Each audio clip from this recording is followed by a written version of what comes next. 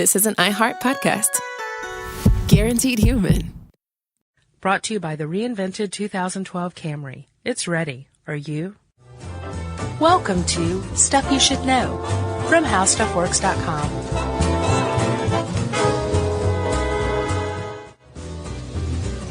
Hey, and welcome to the podcast. I'm Josh Clark. With me, as always, is Charles W. Chuck Bryant, sitting across from me. And that makes the Stuff You Should Know, the podcast. There you go. The only incarnation thus far. Is there somebody fast-forwarding through this part right now, huh? Yes. So, Chuck, right? Mm-hmm.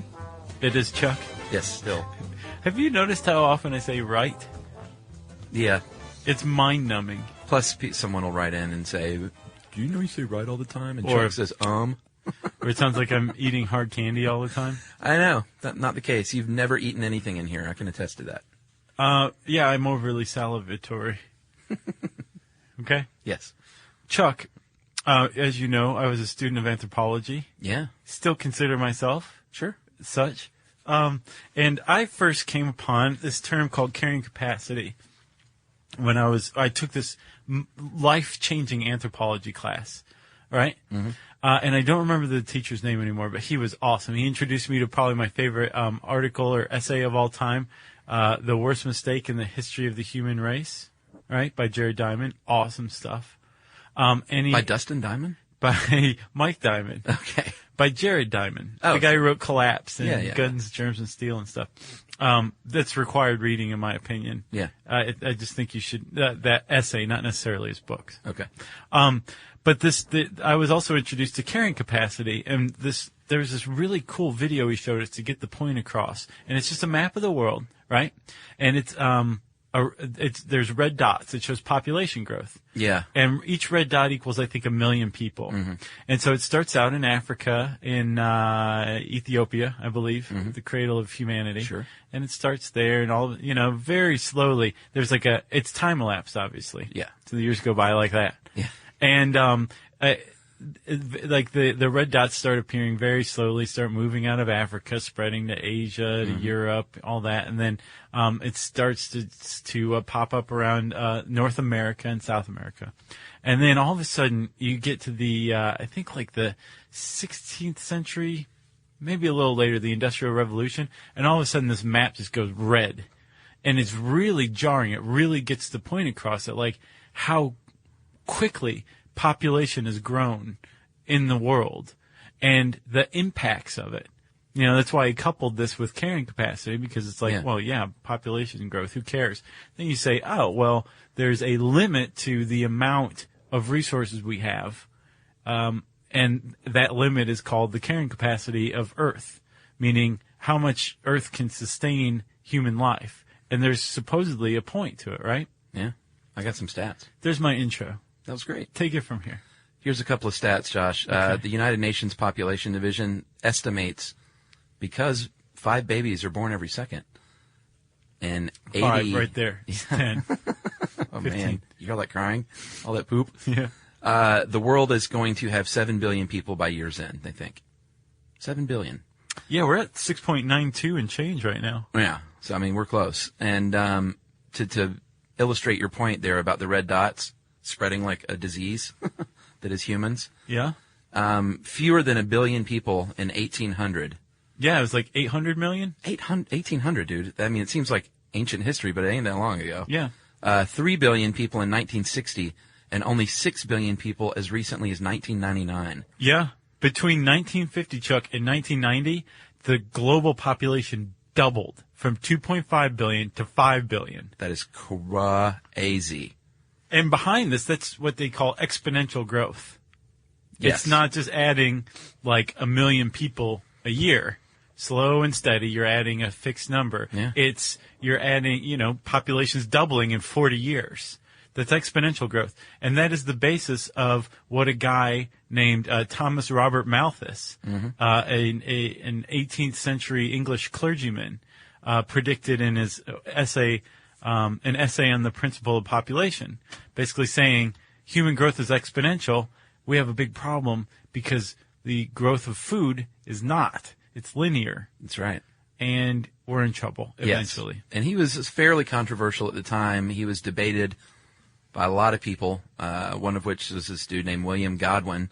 And he had a theory called the perfectibility of society, which is basically, no, dude, we're humans, and no matter how much we grow, we will be able to counter that with advances in technology to allow us to grow.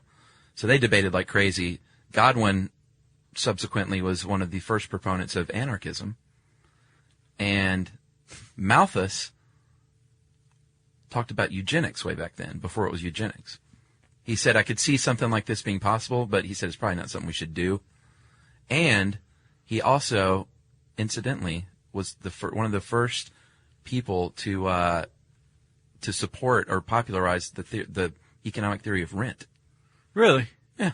Well, he was just all over the place, wasn't he? Well, but it all kind of ties into population, because eugenics tied into it because he was talking about controlling population. Sure. And rent, he theorized, was only possible with a surplus of resources. Yeah. Which allows you to own a second place and rent it, right. I guess. Or rent a tool, or, whatever people rented back then. So what Malthus is talking about is generally classified as economics. Yeah. Right? But it's also, it stretches into all sorts of dirty, nasty little areas like greed, ecology, population control, so eugenics, family planning, abortion, infanticide, all sorts of stuff that has a lot of implications, far-reaching implications, right? Yes. And so I didn't realize that there was somebody who was a contemporary of him that argued, like, no, humans will use technology to outpace this Malthusian curse is what it's called, right? Yeah, there was more than Godwin. There was a few people, too. I didn't realize that it was at the time. Yeah. But I know that over the centuries, people have been like, Malthus, that was a great idea, but you really missed the mark, and we're going to use you as an example of how badly somebody can get it wrong, right? Yeah. Because it wasn't just technology. There's another aspect of it called the demographic transition, which is basically as we get better with this technology, one of the things we come up with is birth control. Right. And while our mortality rates are lowering, so too are fertility rates. Right. And we eventually come to this thing called the replacement rate, which is 2.1 children per household, leads to zero population growth. Right. And I think they said in Western Europe the number was 1.4 in the late 90s.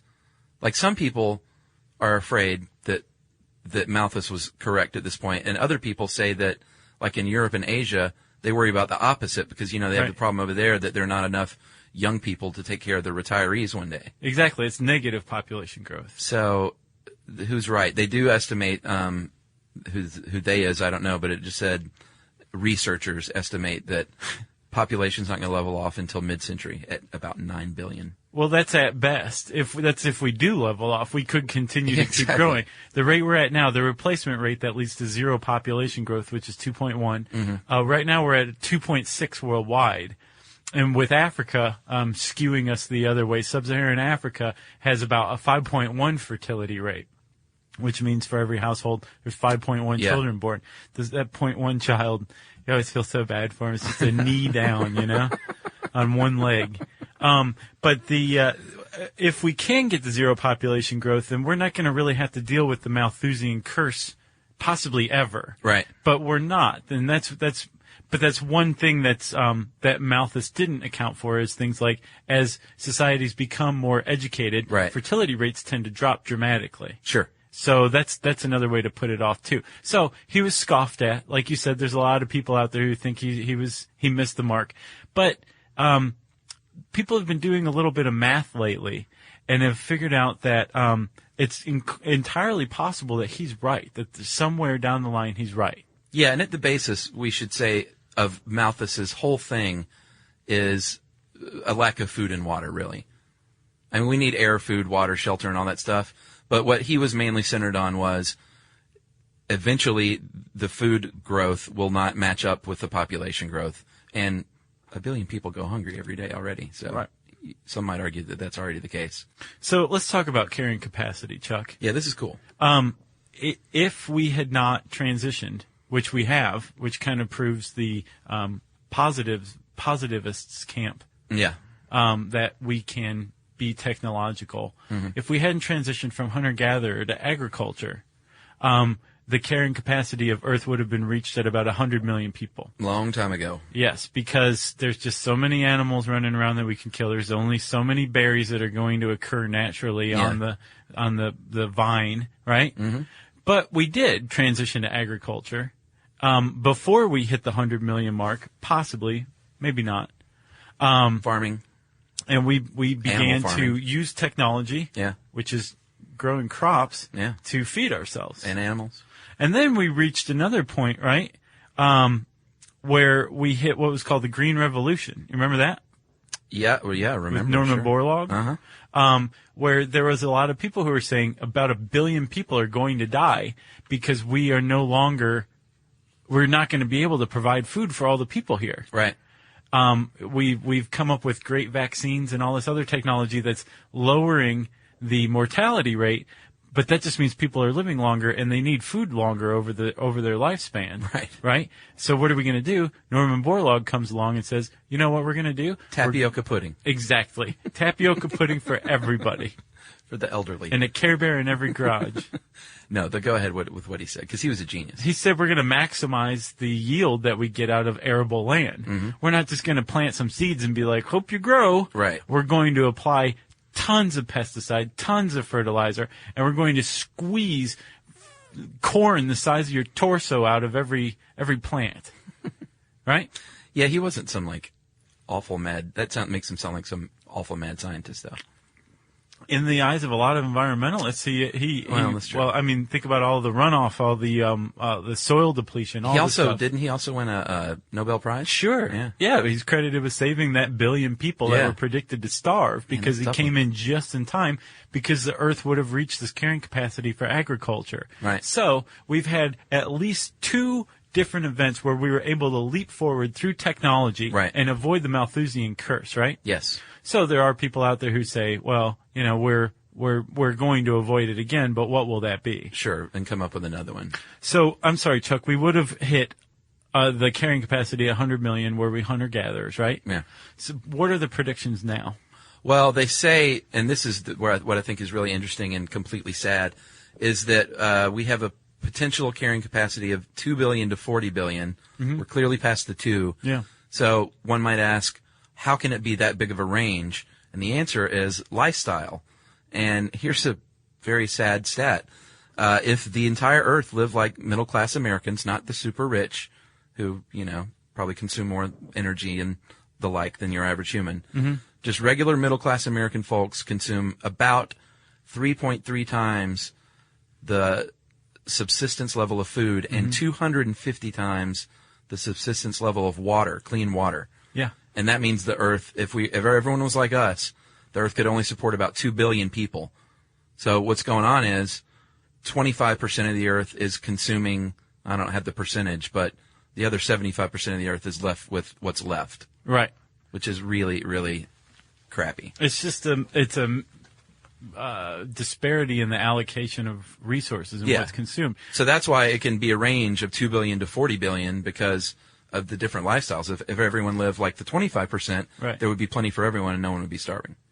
No, if everybody lived like the 25%, we would be not like the 75%. Right. Sorry.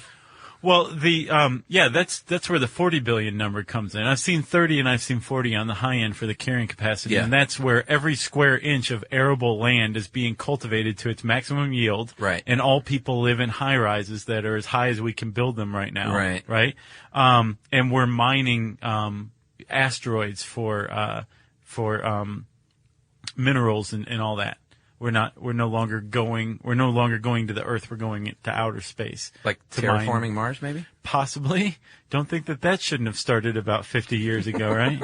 But that 40 billion prediction is based on the absolute minimum requirements, and everybody, 40 billion people living on the planet, all using the minimum amount, which is 400 liters of water a year and about 300 kilograms of food a year, mostly grains. And you can basically kiss meat goodbye. Yeah. Because we need that land to grow our grains rather Which than goes further. grow grains to feed cows. Right. Which is another way that the West consumes resources more than its fair share through a meat-rich diet, which is you're not only eating the meat, you're eating the grains that the meat ate. Right. Right? So, Chuck, let me ask you something. Okay. If you went home and turned on your tap and there was hot water and it was flowing and it was as much as you liked, right? Would you care how you were getting that?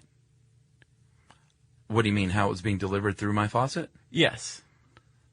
Is this a trick question? No, it's not. Let me rephrase. Okay. If you went home and I'm answering it wrong. and turned on your hot water and there was as much hot water as you wanted. Yes. And you knew it was coming from a sustainable source, would you care?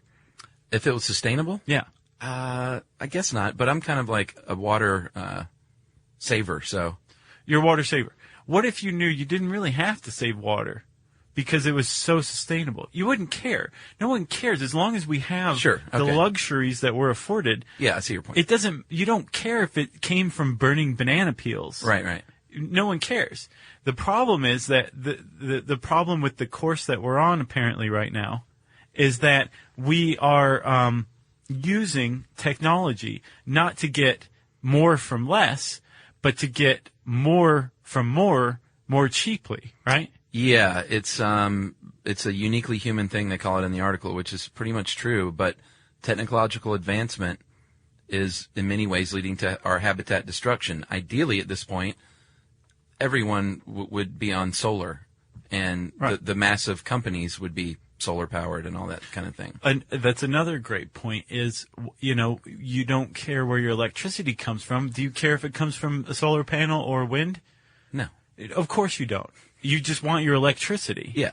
So if we had invested, or if we could invest our technological advances into getting what we have now from less, e.g. solar radiation or wind power, then we would be that's true cutting edge technology rather than, figuring out ways to deplete things faster, more cheaply, which is the way we're going. Yeah, like thinking of, let's say, a more efficient oil driller, or a more efficient way of getting coal from a mountain, i.e. mountaintop removal. So they're using technology, but they're using it in ways that are also destroying the habitat. And sustainability is all about finding the right balance in your habitat. So here's the conclusion I came to from reading this, right? The argument from the positivists camp, I don't even think I'm using that word correctly, but the people who are the optimists camp. Sure. Duh. Right? Are they're saying, no, Malthus was incorrect because he failed to account for human ingenuity. And as population grows, so too do the number of geniuses. Sure. And that's where innovation comes from. Yeah. Right? I think the optimists are missing a point in their model, and that is greed. You can't really sway greed to benefit human ecology, can you? No, I mean, you can't convince an entire population of people to change their lifestyles, which is what it would take. That's what I'm saying. You can't, because they don't care. Right. But if you could deliver them that same amount of hot water, that same electricity, and it was coming from a sustainable source, no one's going to fight that. Right? It's having to get them to fight that fight to get the people who are controlling it to change over. They're not going to do that. So there's that fatal flaw in that model that the gloom and doom camp has over the optimist camp, and that they don't account for greed. Yeah. Have you ever seen Who Killed the Electric Car? No, I never did. I encourage people to see that. That's pretty scary. The EV1 was, I don't know if you remember, but the EV1 was ready to go. There were TV commercials. You can look up EV1 commercial on YouTube, and they were running them on television. Electric cars are here.